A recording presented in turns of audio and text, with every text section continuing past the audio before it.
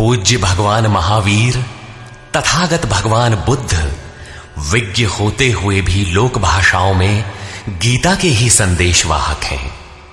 आत्मा सत्य है और पूर्ण संयम से आत्मस्थिति का विधान है, ये गीता का ही विचार है। बुद्ध ने उसी तत्व को सर्वज्ञ तथा अविनाशी पद कहकर गीता के ही विचार को पुष्ट किया है। इतना ही नहीं, अपितु विश्व वाडमय में धर्म के नाम पर जो कुछ भी सार सर्वस्व है, जैसे एक ईश्वर, प्रार्थना, पश्चाताप, तप इत्यादि गीता के ही उपदेश हैं। वही उपदेश स्वामी श्री अड़गड़ानंद जी के मुखाब से निःसृत यथार्थ गीता कैसेट रूप में मानव मात्र की मुक्ति का दिव्य संदेश बनकर उपस्थित है।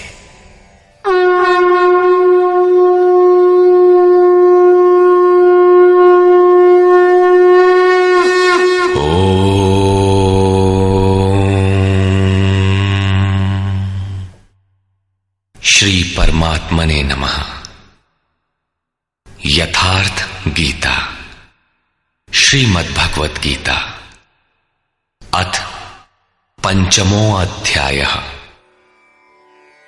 अध्याय 3 में अर्जुन ने प्रश्न रखा था कि भगवान, जब ज्ञान योग आपको श्रेष्ठ मान्य है तो आप मुझे भयंकर कर्मों में क्यों लगाते हैं? अर्जुन को निष्काम कर्म योग की अपेक्षा ज्ञान योग कुछ सरल प्रतीत हुआ लगता है, क्योंकि ज्ञान योग में हारने पर देवत्व और विजय में महामहिम स्थिति, दोनों ही दशाओं में लाभ ही लाभ प्रतीत हुआ। किंतु अब तक अर्जुन ने भली प्रकार समझ लिया था कि दोनों ही मार्गों में कर्म तो करना ही पड़ेगा। योगेश्वर उसे संशय रहित होकर तत्वदर्शी महापुरुष की शरण लेने के लिए भी प्रेरित करते हैं, क्योंकि समझने के लिए वही एक स्थान है। अतः दोनों मार्गों में से एक चुनने से पूर्व उसने निवेदन किया। अर्जुन उवाच।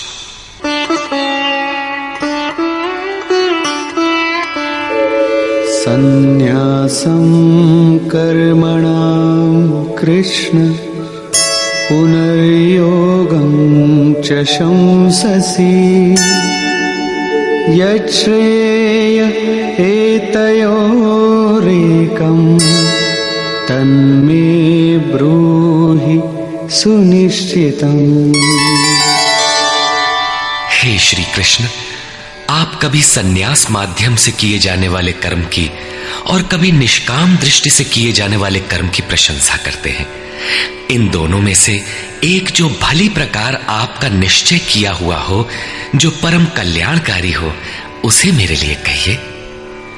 कहीं जाने के लिए आपको 2 मार्ग बताए जाए तो आप सुविधाजनक मार्ग अवश्य पूछेंगे। यदि नहीं पूछते तो आप जाने वाले नहीं हैं। इस पर योगेश्वर श्री कृष्ण ने कहा। श्री भगवान उवाच। संन्यासः कर्मयोगश्च निःश्रेयसकरावुभौ तयोस्तु कर्म संन्यासात् कर्मयोगो विशिष्यते। अर्जुन, संन्यास माध्यम से किया जाने वाला कर्म अर्थात ज्ञान मार्ग से किया जाने वाला कर्म और कर्म योग, निष्काम भावना से किए जाने वाले कर्म, ये दोनों ही परम श्रेय को दिलाने वाले हैं। परंतु इन दोनों मार्गों से संन्यास अथवा ज्ञान दृष्टि से किए जाने वाले कर्म की अपेक्षा निष्काम कर्म योग श्रेष्ठ है। प्रश्न स्वाभाविक है कि श्रेष्ठ क्यों है? ज्ञेयः स नित्य सन्न्यासी यो न द्वेष्टि न कांक्षति निर्द्वन्द्वो हि महाबाहो सुखं बन्धात् प्रमुच्यते। महाबाहु अर्जुन, जो न किसी से द्वेष करता है न किसी की आकांक्षा करता है, वो सदैव सन्यासी ही समझने योग्य है, चाहे वो ज्ञान मार्ग से या निष्काम कर्म मार्ग से ही क्यों ना हो। राग द्वेषादि द्वंद्वों से रहित वो पुरुष सुखपूर्वक भव बंधन से मुक्त हो जाता है।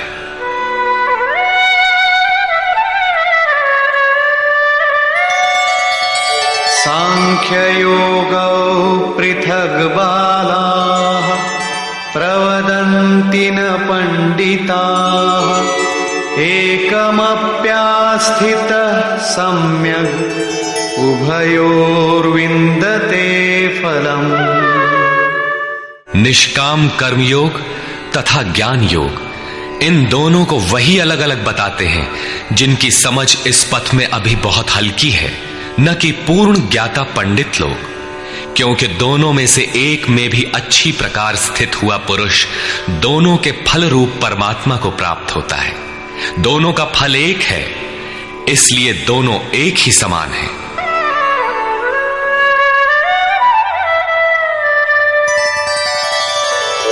यत् सांख्यैः प्राप्यते स्थानम् तद्योगैरपि गम्यते एकं सांख्यं च योगं च यः पश्यति स पश्यति।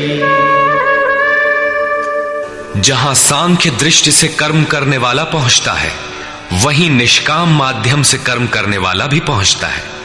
इसलिए जो दोनों को फल की दृष्टि से एक देखता है, वही यथार्थ जानने वाला है। जब दोनों एक ही स्थान पर पहुंचते हैं, तो निष्काम कर्मयोग विशेष क्यों? श्री कृष्ण बताते हैं,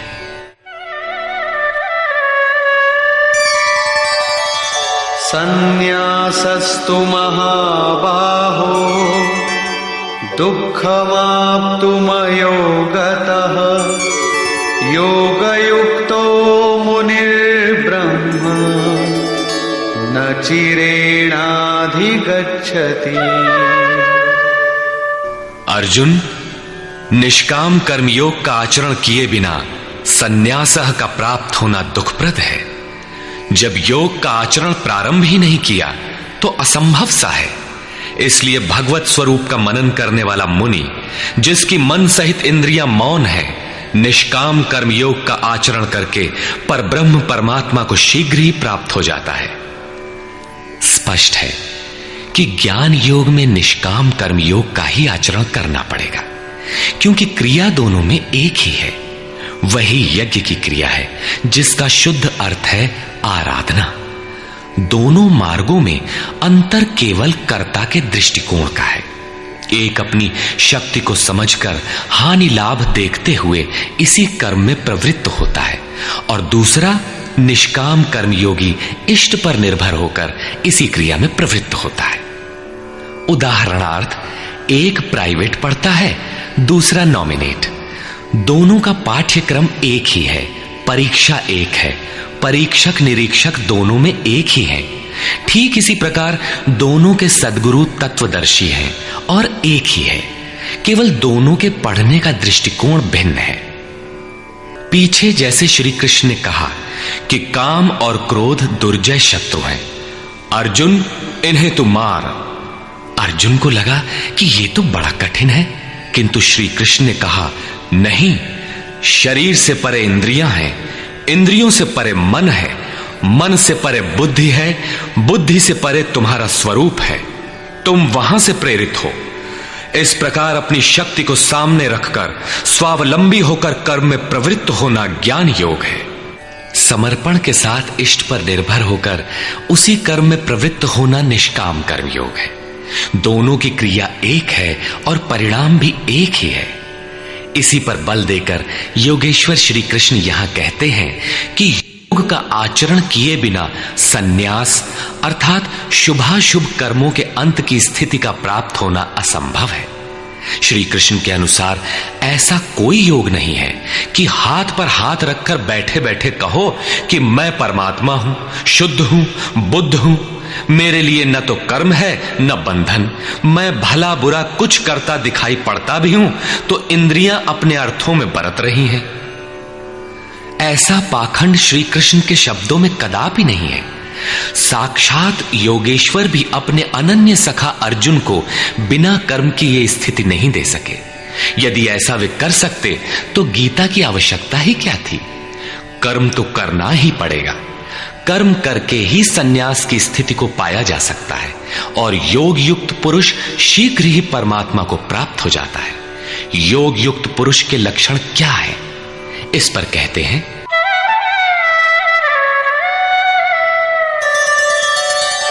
योगयुक्तो विशुद्धात्मा विजितात्मा जितेन्द्रियः सर्वभूतात्मा भूतात्मा कुर्वन्नपि न लिप्यते।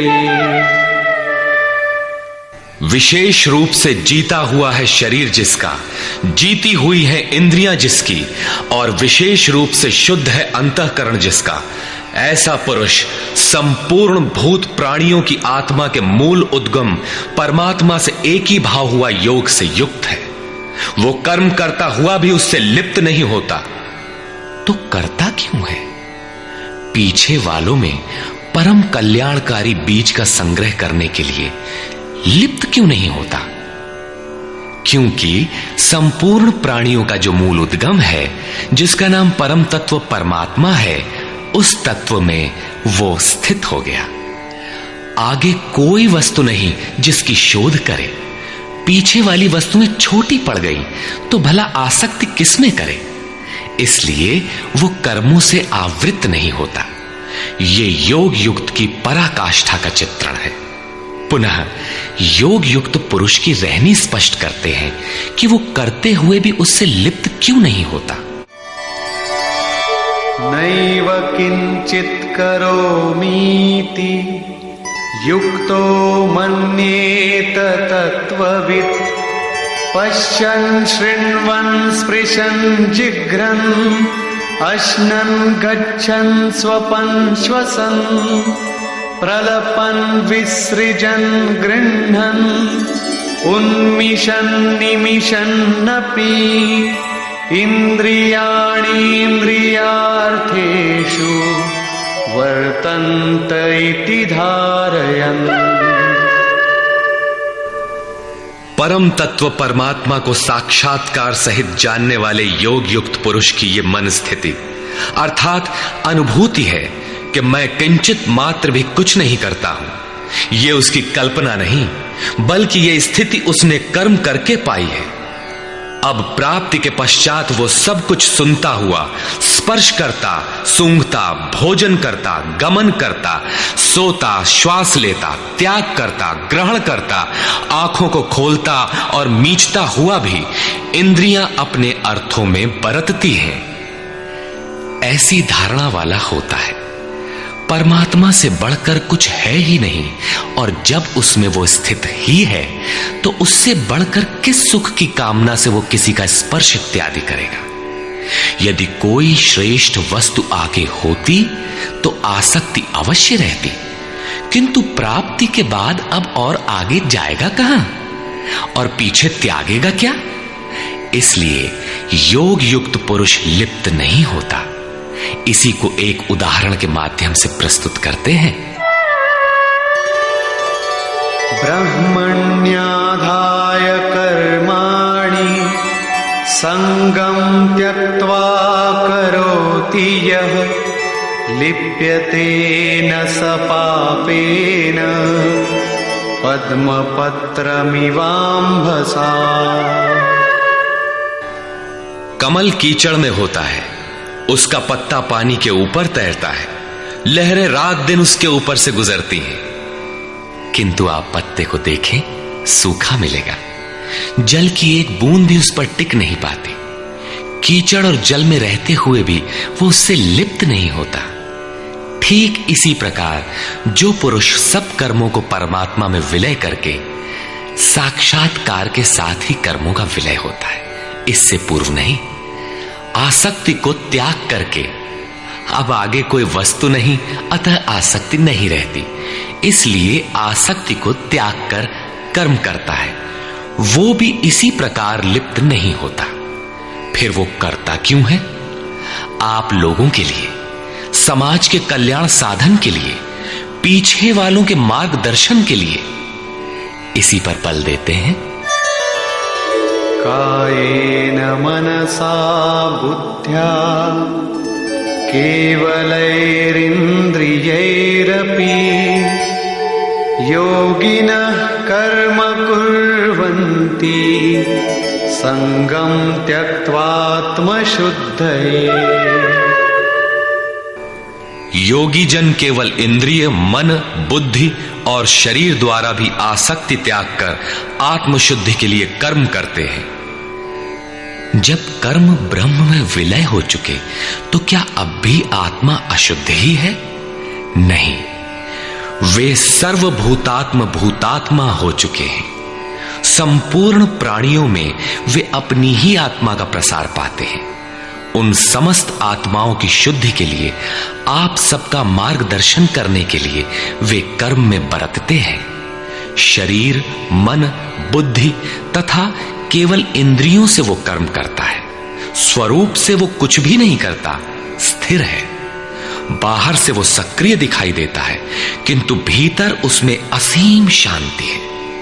रस्सी जल चुकी, मात्र ऐंठन आकार शेष है, जिससे बंध नहीं सकता। युक्तः कर्म फलं त्यक्त्वा शान्तिमाप्नोति नैष्ठिकीम् अयुक्तः कामकारेण फले सक्तो निबध्यते। योग युक्त अर्थात योग के परिणाम को प्राप्त पुरुष जो सब प्राणियों के आत्मा के मूल परमात्मा में स्थित है, ऐसा योगी कर्म के फल को त्याग कर, कर्मों का फल परमात्मा उससे भिन्न नहीं है, इसलिए अब कर्म फल को त्याग कर नैष्ठिकीम शांतिम आपनोति, शांति की अंतिम अवस्था को प्राप्त होता है, जिसके आगे कोई शांति शेष नहीं है, जिसके पश्चात वो कभी अशांत नहीं होता। किंतु अयुक्त पुरुष जो योग के परिणाम से युक्त नहीं है, अभी रास्ते में है, ऐसा पुरुष फल में आसक्त हुआ। फल है परमात्मा, उसमें उसका आसक्त होना आवश्यक है, इसलिए फल में आसक्त होने पर भी काम कारेण निबध्यते, कामना करके बंध जाता है, अर्थात पूर्ति पर्यंत कामनाएं जागृत होती है।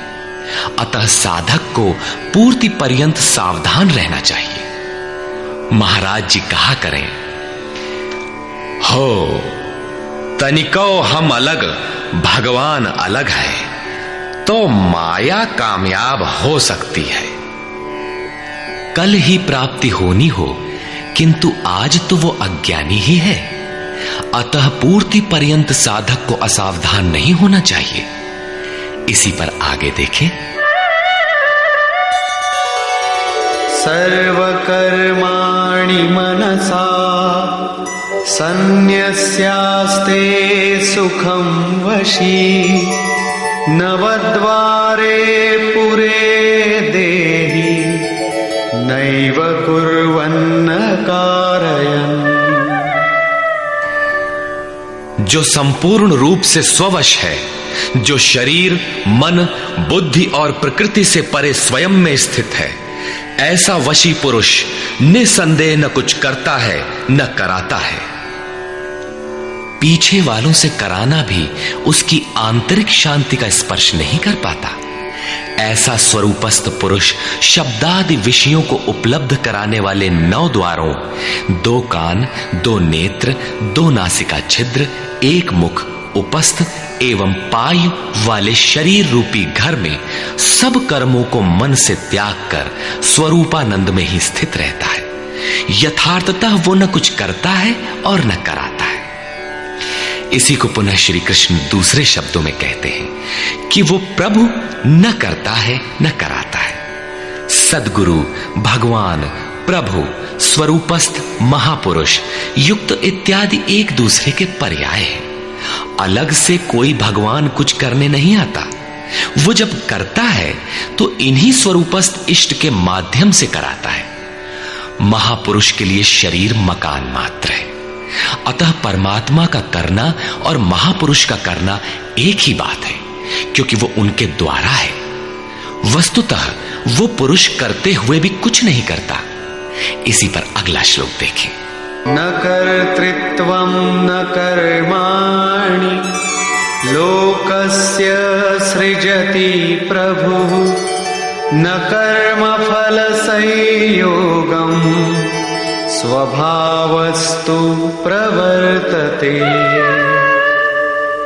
वो प्रभु न तो भूत प्राणियों के कर्तापन को, न कर्मों को और न कर्म फलों का संयोग ही बैठाता है, बल्कि स्वभाव में स्थित प्रकृति के दबाव के अनुसार ही सभी बरतते हैं। जैसी जिसकी प्रकृति सात्विक, राजसी अथवा तामसी है, उसी स्तर से वो बरतता है। प्रकृति तो लंबी चौड़ी है, लेकिन आपके ऊपर उतना ही प्रभाव डाल पाती है जितना आपका स्वभाव विकृत अथवा विकसित है। प्रायः लोग कहते हैं कि करने कराने वाले तो भगवान हैं, हम तो यंत्र हैं, हमसे वे भला करावें अथवा बुरा। किंतु योगेश्वर श्री कृष्ण कहते हैं कि न वो प्रभु स्वयं करता है, न कराता है, और न वो जुगाड़ ही बैठाता है। लोग अपनी स्वभाव में स्थित प्रकृति के अनुरूप बरतते हैं, भगवान नहीं करते। तब लोग कहते क्यों हैं कि भगवान करते हैं? इस पर योगेश्वर बताते हैं। नादत्ते कस्यचित् पापं न चैव सुकृतं विभुः अज्ञानेनावृतं ज्ञानं तेन मुह्यन्ति जन्तवः। जिसे अभी प्रभु कहा, उसी को यहां विभु कहा गया है, क्योंकि वो संपूर्ण वैभव से संयुक्त है। प्रभुता एवं वैभव से संयुक्त वो परमात्मा न किसी के पाप कर्म को और न किसी के पुण्य कर्मों को ही ग्रहण करता है। फिर लोग कहते क्यों हैं? इसलिए कि अज्ञान के द्वारा ज्ञान ढका हुआ है। उन्हें अभी साक्षात्कार सहित ज्ञान तो हुआ नहीं, वे अभी जंतु हैं। मोहवश वे कुछ भी कह सकते हैं। ज्ञान से क्या होता है, इसे स्पष्ट करते हैं। ज्ञानेन तु तदज्ञानम् येषां नाशितमात्मनः तेषामादित्यवज्ज्ञानं प्रकाशयति तत्परम्। जिनके अंतःकरण का वो अज्ञान, जिसने ज्ञान को ढक रखा था, आत्म साक्षात्कार द्वारा नष्ट हो गया है, और इस प्रकार जिसने ज्ञान प्राप्त कर लिया है, उनका वो ज्ञान सूर्य के सदृश उस परम तत्व परमात्मा को प्रकाशित करता है। तो क्या परमात्मा किसी अंधकार का नाम है? नहीं, वो तो स्वयं प्रकाश रूप दिन राति, स्वयं प्रकाश रूप है तो, किंतु हमारे उपभोग के लिए तो नहीं है, दिखाई तो नहीं देता। जब ज्ञान द्वारा अज्ञान का आवरण हट जाता है, तो उनका वो ज्ञान सूर्य के सदृश परमात्मा को अपने में प्रवाहित कर लेता है। फिर उस पुरुष के लिए कहीं अंधकार नहीं रह जाता। उस ज्ञान का स्वरूप क्या है? तद्बुद्धयस्तदात्मानः तन्निष्ठास्तत्परायणाः गच्छन्त्य पुनरावृत्तिं ज्ञाननिर्धूतकल्मषाः। जब उस परम तत्व परमात्मा के अनुरूप बुद्धि हो, तत्व के अनुरूप प्रवाहित मन हो, परम तत्व परमात्मा में एक ही भाव से उसकी रहनी हो और उसी के परायण हो, इसी का नाम ज्ञान है। ज्ञान कोई बकवास या बहस नहीं है। इस ज्ञान द्वारा पाप रहित हुआ पुरुष पुनरागमन रहित परम गति को प्राप्त होता है। परम गति को प्राप्त पूर्ण जानकारी से युक्त पुरुष ही पंडित कहलाते हैं। आगे देखें। विद्या विनय संपन्ने ब्राह्मणे गविहस्तिनी शुनि चैव श्वपाके च पंडिता समदर्शिनः। ज्ञान के द्वारा जिनका पाप शमन हो चुका है, जो अपनावर्ती परम गति को प्राप्त हैं, ऐसे ज्ञानी जन विनय युक्त ब्राह्मण तथा चांडाल में, गाय और कुत्ते में तथा हाथी में समान दृष्टि वाले होते हैं।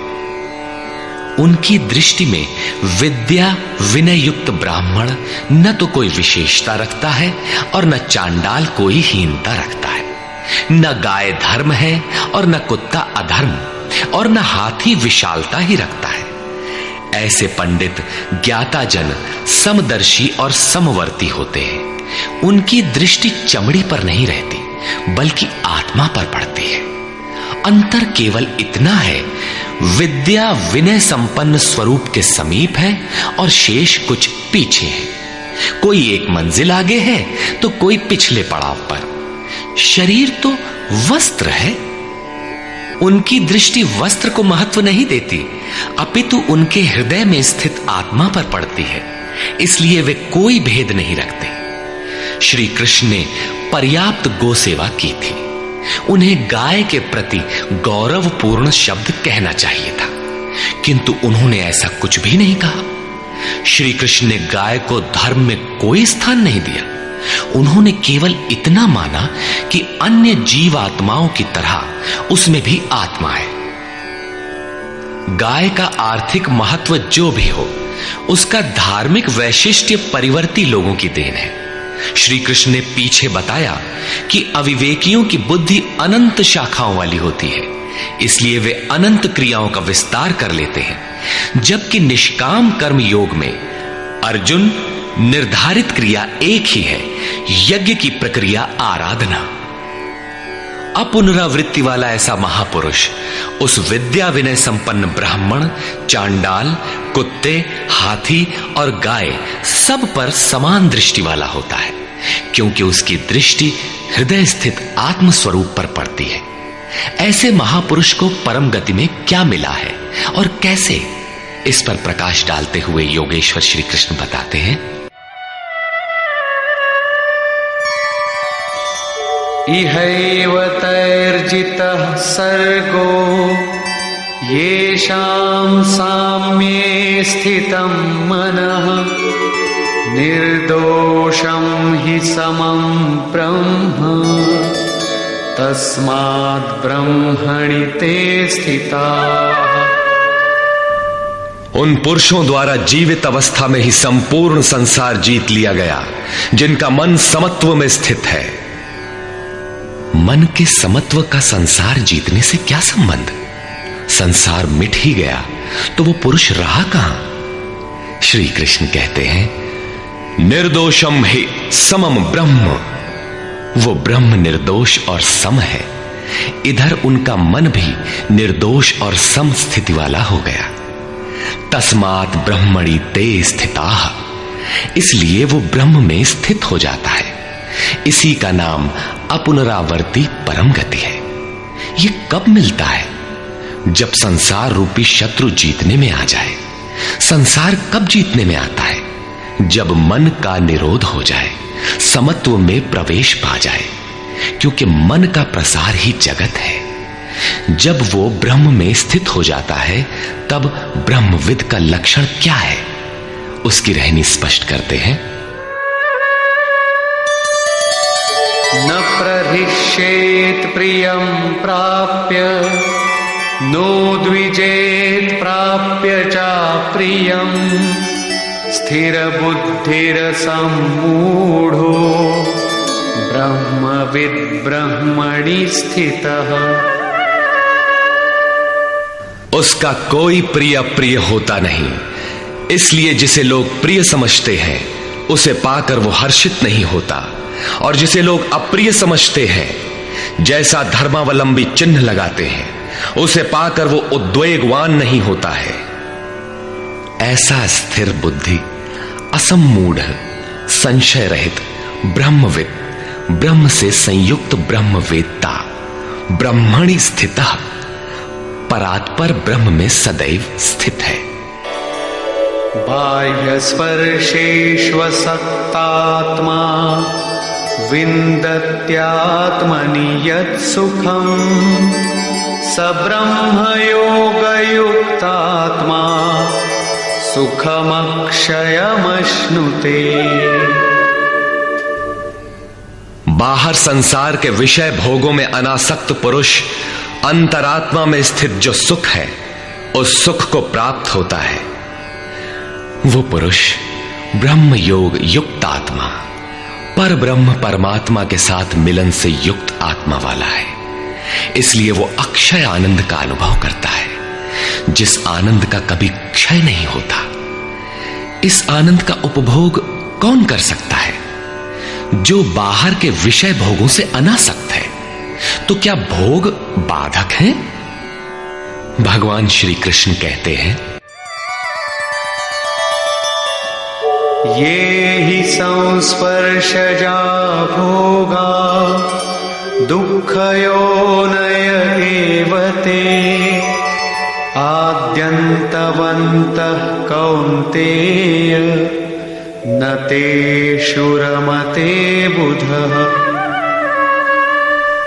केवल त्वचा ही नहीं, सभी इंद्रियां स्पर्श करती हैं। देखना आंख का स्पर्श है, सुनना कान का स्पर्श है। इसी प्रकार इंद्रियों और विषयों के संयोग से उत्पन्न होने वाले सभी भोग यद्यपि भोगने में प्रिय प्रतीत होते हैं, किंतु निसंदेह वे सब दुख योनयः, दुखद योनियों के ही कारण हैं। ये भोग ही योनियों के कारण हैं। इतना ही नहीं, वे भोग पैदा होने और मिटने वाले हैं, नाशवान हैं। इसलिए कौन्तेय, विवेकी पुरुष उनमें नहीं फंसते। इंद्रियों के इन स्पर्शों में रहता क्या है? काम और क्रोध, राग और द्वेष। इस पर श्री कृष्ण कहते हैं,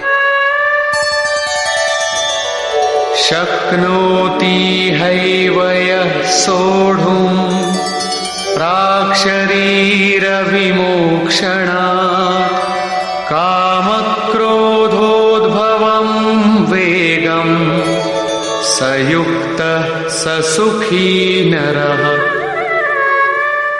इसलिए जो मनुष्य शरीर के नाश होने से पहले ही काम और क्रोध से उत्पन्न हुए वेग को सहन करने में, मिटा देने में सक्षम है, वही नर रमन करने वाला है। वही इस लोक में योग से युक्त है और वही सुखी है। जिसके पीछे दुख नहीं है, उस सुख में अर्थात परमात्मा में स्थिति वाला है। जीते जी ही इसकी प्राप्ति का विधान है, मरने पर नहीं। संत कबीर ने इसी को स्पष्ट किया, अवधू जीवत में कर आशा। तो क्या मरने के बाद मुक्ति नहीं होती?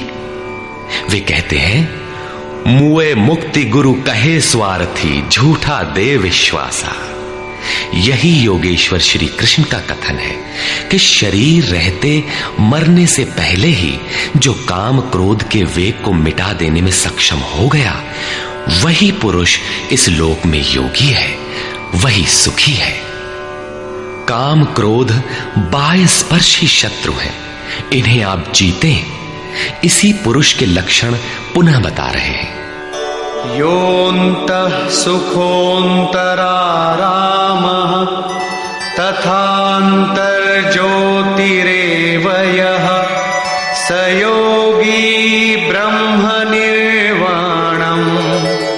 ब्रह्मभूतोऽधिगच्छति।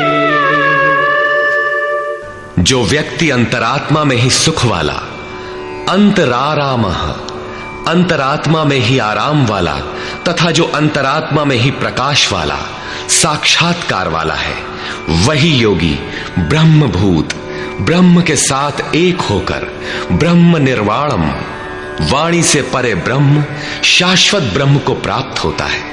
अर्थात पहले विकारों, काम क्रोध का अंत, फिर दर्शन, फिर प्रवेश। आगे देखें, लभन्ते ब्रह्म निर्वाणम् ऋषयः क्षीणकल्मषाः छिन्नद्वैधायतात्मानः सर्वभूतहिते रताः। परमात्मा का साक्षात्कार करके जिनका पाप नष्ट हो गया है, जिनकी दुविधाएं नष्ट हो गई हैं, संपूर्ण प्राणियों के हित में जो लोग लगे हुए हैं, प्राप्ति वाले ही ऐसा कर सकते हैं। जो स्वयं गड्ढे में पड़ा है वो दूसरों को क्या बाहर निकालेगा। इसलिए करुणा महापुरुष का स्वाभाविक गुण हो जाता है। तथा यतात्मानः, जितेंद्रिय ब्रह्मवेत्ता पुरुष शांत पर ब्रह्म को प्राप्त होते हैं, उसी महापुरुष की स्थिति पर पुनः प्रकाश डालते हैं। काम क्रोध वियुक्तानां यतीनां यतचेतसां अभितो ब्रह्म निर्वाणं वर्तते विदितात्मनां। काम और क्रोध से रहित जीते हुए चित्त वाले परमात्मा का साक्षात्कार किए हुए ज्ञानी पुरुषों के लिए सब ओर से शांत पर ब्रह्म ही प्राप्त है।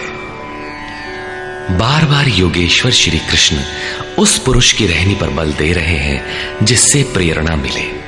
प्रश्न लगभग पूर्ण हुआ।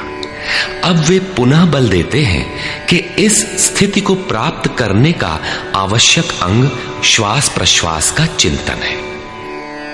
यज्ञ की प्रक्रिया में प्राण का अपान में हवन, अपान का प्राण में हवन, प्राण अपान दोनों की गति का निरोध उन्होंने बताया था, उसी को समझा रहे हैं।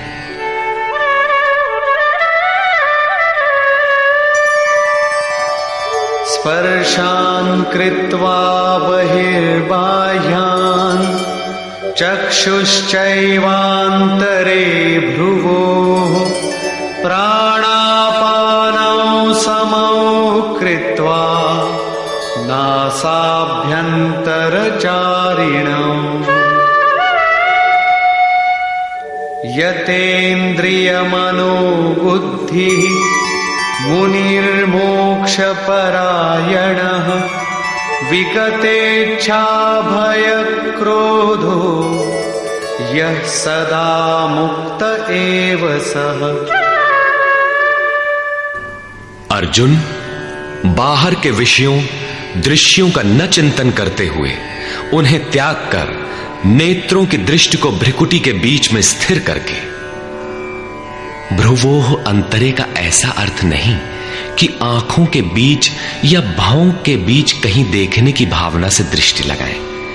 भ्रिकुटी के बीच का शुद्ध अर्थ इतना है कि सीधे बैठने पर दृष्टि भ्रिकुटी के ठीक मध्य से सीधे आगे बढ़े।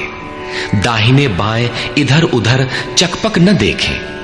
नाक की डाणी पर सीधी दृष्टि रखते हुए नासिका के अंदर विचरण करने वाले प्राण और अपान वायु को सम करके, अर्थात दृष्टि तो वहां स्थिर करो और सुरत को श्वास में लगा दो कि कब श्वास भीतर गई, कितनी रुकी। लगभग आधा सेकंड रुकती है, प्रयास करके न रोकें। कब श्वास बाहर निकली, कितनी देर तक बाहर रही।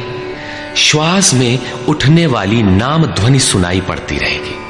इस प्रकार श्वास प्रश्वास पर जब सुरत टिक जाएगी तो धीरे धीरे श्वास अचल स्थिर ठहर जाएगी, सम हो जाएगी। न भीतर से संकल्प उठेंगे और न बाह्य संकल्प अंदर टकराव कर पाएंगे। बाहर के भोगों का चिंतन तो बाहर ही त्याग दिया गया था, भीतर भी संकल्प नहीं जागृत होंगे। सुरत एकदम खड़ी हो जाती है, तैल धारावत। तेल की धारा पानी की तरह टप टप नहीं गिरती, जब तक गिरेगी धारा ही गिरेगी। इसी प्रकार प्राण और अपान की गति एकदम सम स्थिर करके इंद्रियों, मन और बुद्धि को जिसने जीत लिया है, इच्छा, भय और क्रोध से रहित, मननशीलता की चरम सीमा पर पहुंचा हुआ मोक्ष परायण मुनि सदा मुक्त ही है।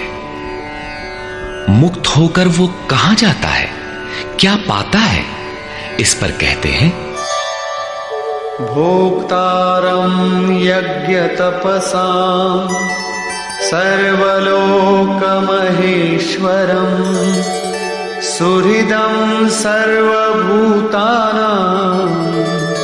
ज्ञात्वा मां शान्तिमृच्छति।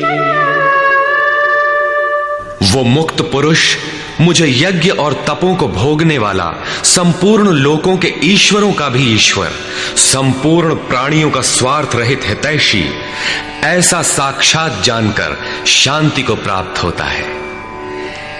योगेश्वर श्री कृष्ण कहते हैं कि उस पुरुष के श्वास प्रश्वास के यज्ञ और तप का भोक्ता मैं हूं।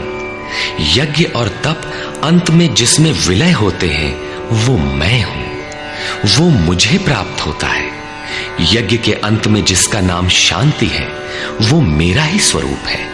वो मुक्त पुरुष मुझे जानता है और जानते ही मुझे प्राप्त हो जाता है। इसी का नाम शांति है।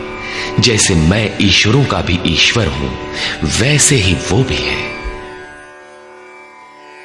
निष्कर्ष, इस अध्याय के आरंभ में अर्जुन ने प्रश्न किया कि कभी तो आप निष्काम कर्म योग की प्रशंसा करते हैं और कभी आप संन्यास मार्ग से कर्म करने की प्रशंसा करते हैं।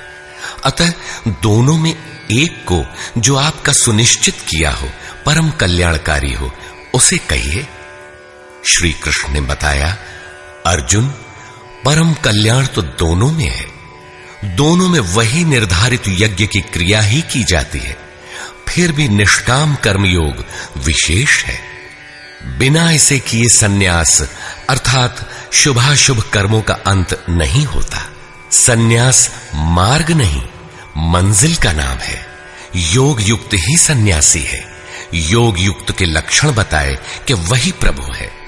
वह न करता है न कुछ कराता है, बल्कि स्वभाव में प्रकृति के दबाव के अनुरूप लोग व्यस्त हैं। जो साक्षात मुझे जान लेता है वही ज्ञाता है, वही पंडित है। यज्ञ के परिणाम में लोग मुझे जानते हैं। श्वास प्रश्वास का जप और यज्ञ तप जिसमें विलय होते हैं, मैं ही हूं। यज्ञ के परिणाम स्वरूप मेरे को जानकर वे जिस शांति को प्राप्त होते हैं, वह भी मैं ही हूं। अर्थात श्री कृष्ण जैसा महापुरुष जैसा स्वरूप उस प्राप्ति वाले को भी मिलता है। वह भी ईश्वरों का ईश्वर, आत्मा का भी आत्म स्वरूपमय हो जाता है। उस परमात्मा के साथ एक ही भाव पा लेता है। अर्थात एक होने में जन्म चाहे जितने लगे। इस अध्याय में स्पष्ट किया कि यज्ञ तपों का भोक्ता, महापुरुषों के भी अंदर रहने वाली शक्ति महेश्वर है। अतः ओम तत्सदिति श्रीमद्भगवद्गीतासु उपनिषत्सु ब्रह्म विद्यायाम योग शास्त्रे श्री कृष्णार्जुन संवादे यज्ञ भोक्ता महापुरुषस्त महेश्वरः नाम पंचमोऽध्यायः। इस प्रकार स्वामी अड़गड़ानंद कृत श्रीमद् भगवद गीता के भाष्य यथार्थ गीता का 5वां अध्याय पूर्ण होता है। हरि ओम तत्सत।